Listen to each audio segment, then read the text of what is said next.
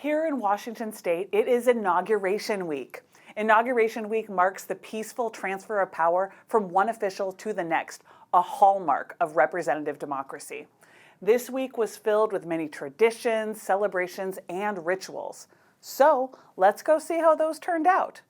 Take it away, Corey. Welcome to the 2025 legislative session. A lot has already happened just this very morning.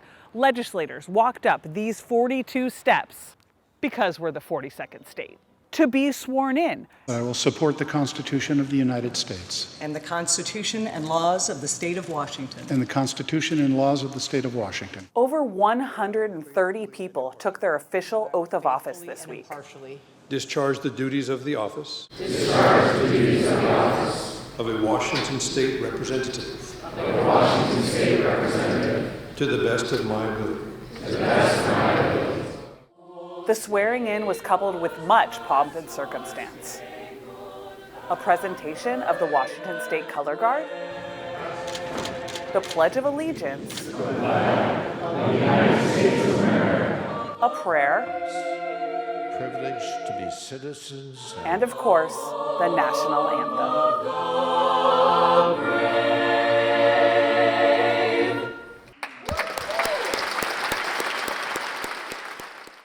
On Tuesday, the House and Senate had the opportunity to listen to Governor Inslee give his annual State of the State address for the 12th and final time. I'm proud to tell you this. We are building a clean energy economy that is the envy of the entire nation, thanks to this legislature.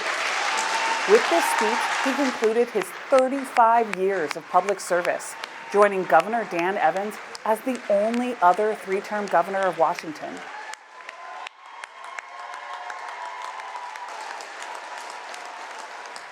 Soon after his speech, his official portrait was unveiled for the very first time. 3, 2, 1, art! Whoa!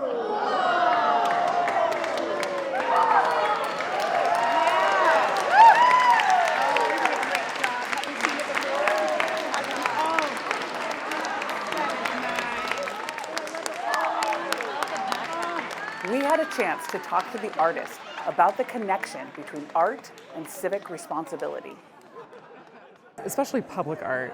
You know, public art, what we choose to support and fund with our tax dollars, says a lot about who we are as a community.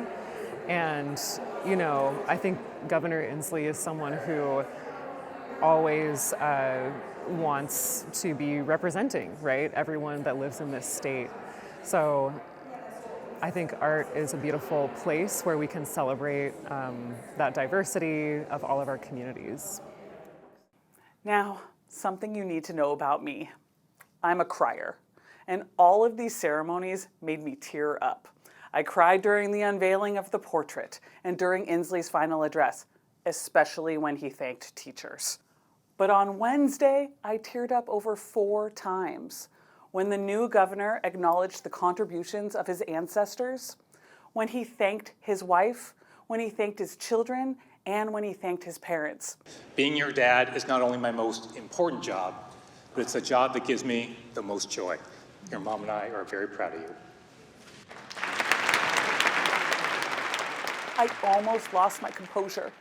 I sure wish I had brought my Kleenex. I know that together we can make real progress. Obviously, Governor Ferguson did not only thank people in his inaugural address, he also set forth his priorities for the next 4 years, focusing on bipartisan efforts. He included numerous quotes from former Republican Governor Dan Evans in his speech. This administration is not frightened by the word liberal, nor is it ashamed of the word conservative. You may ask yourself, why are these ceremonies so important? Well, rituals and traditions are an integral part of our civic life. These ceremonies bring gravity to the position, elevating one's role from Washingtonian to representative. They remind us of our shared vision and of our commitment to the rule of law and our appreciation for the democratic process. Shortly after the new Attorney General took his oath of office, we spoke to him about the importance of this ceremonial week.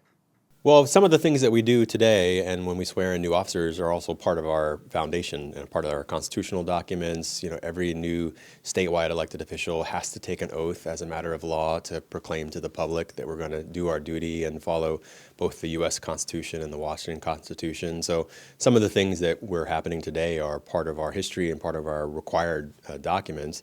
But it's also, I think, important for the public to be able to see everyone together taking this public oath to serve and do their best on behalf of the people. And so it is a lot of pomp and circumstance and ceremony, but to have that, I think, really symbolizes to the general public that this is serious work, it's really important, and that we're doing it on behalf of the public.